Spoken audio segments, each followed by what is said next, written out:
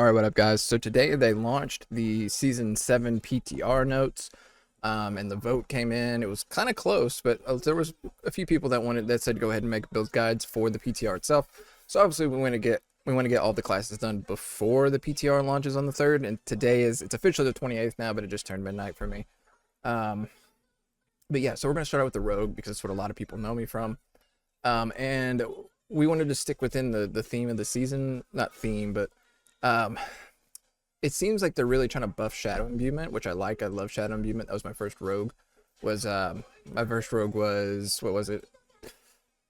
Flurry Rapid Fire hybrid build, so twin core. That's what it was called. It was just twin core, and it used Shadow Imbuement. But anyway, that was like way back in like season 1. But yeah, so we went with Twisting Blades. This build would probably work better on Rapid Fire, but I don't know how well it works without the Rapid Fire ring. But it might be worth it to just put the ring on and get rid of either elements or corruption, and or not that not, you wouldn't even have to get rid of either one of those. It would just go on the Blade Dancers aspect, but then you would need repeating as well. I don't know. It's really, I might make a second build, but we just went with Twisting Blades for now because it's been a while since I've done um, like a melee rogue at all, because it's been like barrage and then rapid fire and then barrage for the last few seasons. So we went with Twisting Blades. But anyway, let's just get into it. We'll start with the skills. Um, we went puncture into fundamental puncture.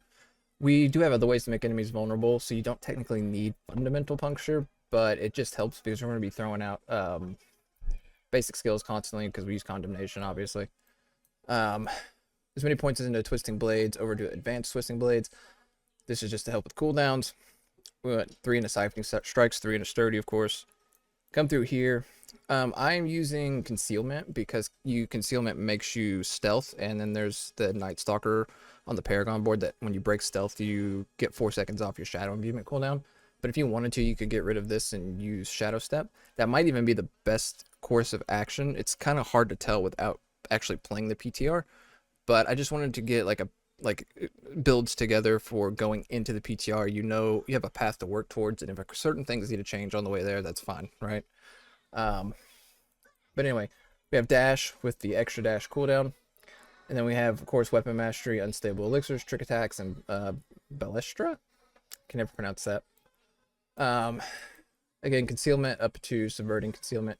This is the one that whenever you attack, the skill that breaks concealment will always make an enemy vulnerable. Not really necessary, but not bad to have either.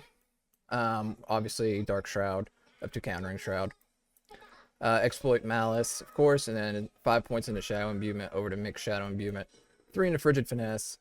5 into Shadow Clone, into Supreme Shadow Clone. This is what's going to be different from the season 6, is because since it was using Alchemical Advantage, which we are using as well, but they were using poison, I think, this season, so then using Death Trap would give you shadow damage for this. But we have other ways around that. We don't have a way to give poisoning damage, and since we already give shadow damage, we have to find the other 2, which is fine. We'll get to that when we get to the gear. You don't technically need this point, but there wasn't another place to really put it. I mean, you could put it here, but whatever. And impetus doesn't really matter that much because even though we want some damage from our Twisting Blades, most of our damage should be coming from Shadow Imbuement. And then, of course, Alchemical Admixture. In English is really hard. But let's go over to the gear now. So the build uses Shaco. I'm kind of unsure about that because I don't know. The extra skill, I guess it's nice to have the extra points for skills, but at the same time, it doesn't really matter too much because it's flat damage, even though it's flat damage that scales, but we want the cooldown reduction, so that's why we're not using Cal the Nameless, but Cal the Nameless would be a good alternative. We just want the cooldown reduction that Shaco gives. I was going to go ahead and point out too, I put some of these are incomplete, as in like the ring. I have attack speed, lucky hit chance on there. Lucky hit chance you don't even necessarily need. I leave this empty because I'm putting the stuff that I would consider to be like super important.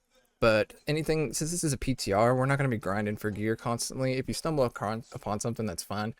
But if you just have like 2 out of 3 and the third is not a bad option, I'm just gonna go with it during the PTR. You know, that's just kind of what's the point? You know, what's the point? Because the seasons are short and or the PTR is short, and I don't know. I'd rather just be like testing stuff and playing, right? But anyway, Shroud of False Death, of course, +1 to all passives. Cold Clip, this is how we're gonna, for the alchemical mixture, we're going to apply cold damage. Plus we have a chance to freeze on the gloves. Ranks to Twisting Blades and attack speed. Since most of the damage comes from Shadow Imbuement, I guess ranks to Twisting Blades doesn't matter too much, but like you want some damage that's not shadow damage, it's just not a priority. Does that make sense? Attack speed, and then the third option can be whatever. Without being in the game, it's hard to know if we're hitting like our armor cap, so maybe armor's good. Are we hitting our resistance cap, so maybe resistances would be good. You can put vulnerable damage on there. You can put pretty much anything you want on there. There will be a definitive best, but it's hard to tell without playing. And also what I was saying a second ago, where it's PTR, you don't want to focus too hard on trying to just get like really good shit because you're playing it for like a week, you know? Tempers is damage per Dark Shroud Shadow and lucky hit chance to freeze. On the pants, we put Umbrus on there, so we could get our Dark Shroud Shadows, Dexterity, Max Life, and then it'll be Armor or Resistance to all elements, probably. Boots. So the boots, it's labeled as Pentient Greaves, but no. We're doing the Assassin Stride, which is the new unique boots. Casting a mobility skill grants 100% movement speed. Ranks to mobility skills, ranks to Shadow Imbuement, mobility skill cooldown reduction, shadow resistance, and power. Its powers, mobility skills are always shadow imbued with 40 to 80% increased potency. Lucky hit, damaging an elite enemy an elite enemy or boss with a mobility skill has up to an 80% chance to instantly trigger a free shadow imbuement explosion. This is not gonna be the best in slot. But where it's the PTR and it's the new item, I wanted to put it in the build since the build's built around shadows as well, right? But having a couple ranks to shadow imbuement, whatever, and then mobility skills. There's no main damaging skills that's not mobility. It'd been a while since I looked at Dance of Knives, and then I remembered it's an agility skill, not a mobility skill. If it was a mobility skill, this thing would be absolutely broken, but it's not. So I have it on here, but honestly, boots with like movement speed, dex, max life, or resistance if you still need resistance, and movement speed temper, some kind of utility temper, and then running concussive strikes is probably better, to be honest, but because it's PTR and it's the new thing, it's in the build. Aspect of Encircling Blades is not what we want. We want Aspect of Bitter Infection, which is the new one that's giving Shadow Imbuement tons of extra damage. Enemies infected by Shadow Imbuement take 30-50% of its damage every second, and Shadow Imbuement deals 30-50% increased damage. We have that on the two-hander. It would be Elements, but Elements only goes to 70, and then you only get it for 7 seconds, and then you don't have it for 7 seconds. So we want this on the two-hander. The two-hander should probably be a cross. Yeah, it should 100% be a crossbow, because that gives you vulnerable damage. And then temper-wise, we want chance for Twisting Blades to hit twice. Cutthroat attack speed. The rest of the stats are on here. Max life, dex, and then vulnerable would probably be your best bet. Amulet, aspects of elements. Frigid Finesse, unstable elixirs, dexterity. Ring of Starless Skies. We want corruption on the ring. We already went over this. Attack speed, lucky hit chance. You want your temper. You want damage per Dark Shroud on everything. And on here, you want your tempers obviously to be for Shadow Imbue to have plus casts on it. Condemnation, because this is incorrect. Condemnation goes up to like 70% now, which is pretty gnarly. And this is also one of the ways, the lucky hit to make enemies vulnerable. And then Blade Dancers, obviously, so that your twisting blades do the little orbity thing, hold still build together. Combo points, of course. And then down here, I don't have anything in the ritual slots yet because they've changed a lot of ritual stuff. It's hard to tell what's going to be best. I would probably think that the one that is when you invoke a skill from a different class would probably go in one of them, but yeah, I don't know what the other one would be because there's a lot of changes that they're making to it. I'll have to take a closer look and understanding of it more. So for now, this is just blank. This isn't going to matter too much. Being blank, it'll be pretty obvious once the PTR launches what's going to be the best. That's all people will run, right? This side, you want to keep that because it's the one that gives you damage dealt.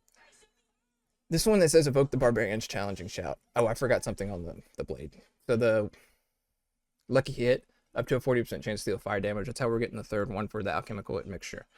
If you want, though, this is where I was getting at just now, you could still put your twisting blades to hit twice on there. And then right here, if you're evoke the barbarian challenging shout, and it reduces your damage taken for 3 seconds. If you feel like you could get rid of that, there is the new, I don't remember what it's called, but it's the new druid, the lightning bolt. There we go. It's the lightning bolt rune. So every 25, you'll just like launch a random lightning bolt. You could do something like that to get the third trigger if you wanted to, but my rogue right now in season 6 is just dying constantly, so I don't think that's necessarily the best option. We have emerald here, and then this will just depend on, I mean, you just got to look at your stats. What do you need? Do you need armor, or do you need elemental resistances, and then figure it out from there. And then obviously in the armor pieces that don't have the rune ritual in it, you're going to want to put an emerald, because you're a rogue and dex is where your damage comes from. And then we're going to move over to, before I forget, the mercenary. We have right here over to the elemental resistance side, coming down here to inspiration. I don't know why it's not clicked actually. Let's see. I'm going to want to put that on inspiration.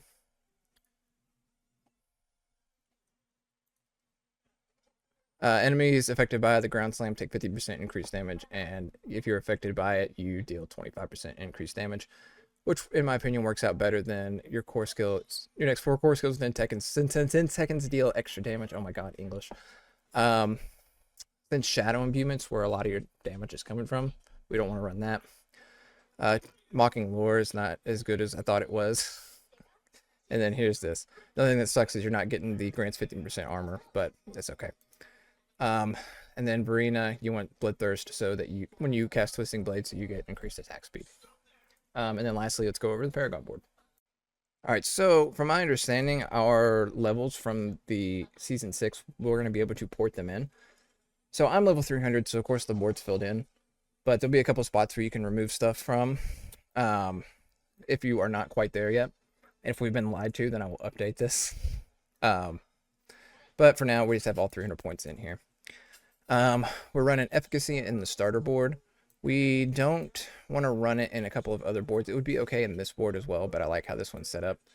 I was going to use Tricks of the Trade, but it had a lot of stuff that was like useless, and I put Cheap Shot in instead, because this stuff is really nice, having like this armor and health and damage reduction and elemental resistances and all that stuff's really nice. I think Tricks of the Trade's legendary note is better though. They both do 25% increased damage, but one of them, it doesn't require the boss to be staggered or for you to have nearby crowd controlled enemies. But here we are. Anyway, so efficacy in the starter board, and you grab just as many as you need, and obviously you want to grab this stuff here, but just as many as we need to get the bonus requirement. Come up to here, we have Canny in here, which is a little weird, but Canny is getting a buff that damage is going to go up to 15%. Shadow damage from Shadow Imbuement is non-physical damage, so this will buff that and cause the additional bonus to trigger. So this is what we went with. Oop, knock something over. We'll go over here to No Witnesses. So your ultimate skills gain an additional blah blah blah. The only thing that matters is this bonus is applied to all skills for 10 seconds when it's cast. So this is also why we want a lot of cooldown reduction. That way we can cast our ultimate more. Because our ultimate, the Shadow Clone, also gives us concealment to get our cooldown on Shadow Imbuement more. That was another reason, by the way. Come through here, grabbing all the stuff, obviously. And then we have versatility in here. Non-basic and non-core skills still increase damage. Shadow Imbuement is not a basic or a core skill, so this won't benefit like your base Twisting Blades, but it'll benefit your Shadow Imbuement. That's what everybody uses now pretty much for Poison Imbuement. Coming over through here, we have Night Stalker in here. This is the one I was talking about before. Entering stealth reduces the active cooldown of Shadow Imbuement by 4 seconds. That's why I use concealment, and the Shadow Clone is the ultimate I chose, is because then our cooldown from Shadow Imbuement will tick down for us whenever we use them. And we grab as many points as we can, because Alchemical Admixture will give us some bonus for our bonus damage with Shadow, Poison, and Cold, I do believe. I think that's it. grabbing the node, obviously, coming through here, grabbing this damage reduction, this lucky hit chance and vulnerable damage, this armor and life. Coming down through here, lastly, we have Eldritch Bounty. This is actually getting a buff as well. It's going from 20% to 30%, but other than that, it's everything about it is staying the same. It's just getting more damage. And then we have Control in here, grabbing as many as we can, and then, which is all of them, yeah, it's all of them. And then coming down through here, grabbing all the stuff, of course. Pretty much we have everything. Every blue node is grabbed except for this up here and these here. We don't want 50 life per second is nice, but it's not really going to, per 5 seconds. Yeah, that really doesn't matter. I take it back.